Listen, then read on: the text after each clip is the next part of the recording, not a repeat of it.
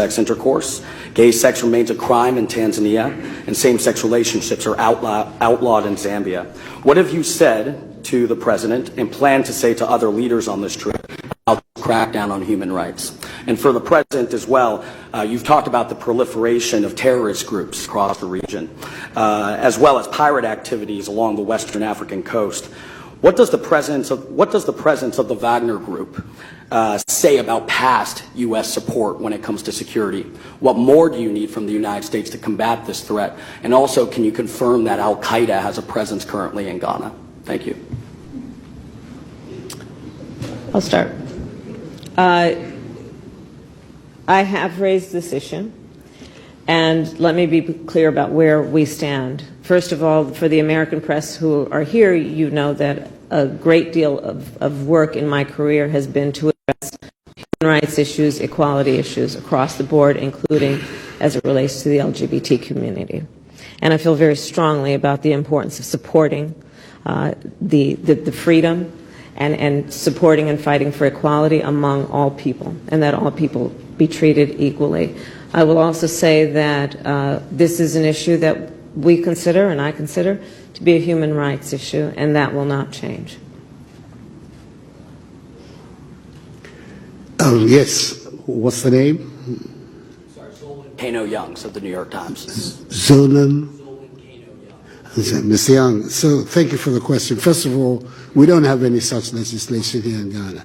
A bill has been proposed to the Parliament of Ghana, which has all kinds of ramifications, which is now being considered by the Parliament. It hasn't been passed, so the statement that there is legislation in Ghana to that effect is not accurate. The bill is going through the Parliament. It's going through the Parliament. The Attorney General has found it necessary to speak to the committee about it regarding the constitutionality or otherwise of several of its provisions, and the Parliament is dealing with it. At the end of the process, I will come in.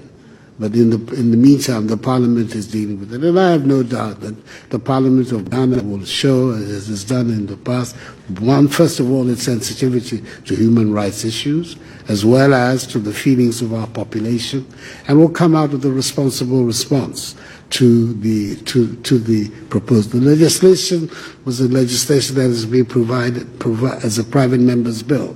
This is not an official legislation of the government, but it is one that has been mooted by a handful of private members. So we will see what the final outcome of it. But my understanding from the recent discussion I had with the committee, that substantial elements of the bill have already been modified as a result of the intervention of the Attorney General. We will see what the final outcome will be, and that is the stage at which I will also have the opportunity to prevent. As far as the presence of Wagner is concerned, we're concerned about it.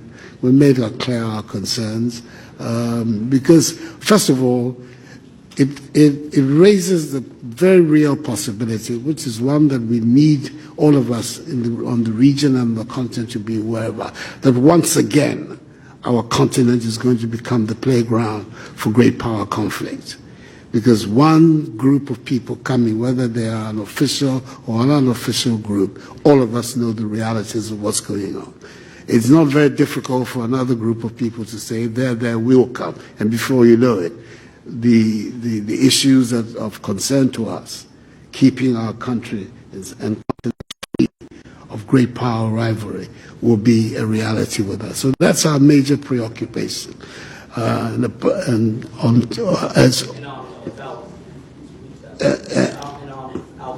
Yes, but in any event also, we want to be in a position to resolve our own security problems ourselves, as much as possible without the intervention of foreign troops. The presence of Al-Qaeda in Ghana, I don't know. Formally, we don't have any information to that effect. It may well be that there are cells, etc., already in the country, but those are matters that the security agencies are very much on top of. And we're hoping that there will be no Al-Qaeda presence in Ghana.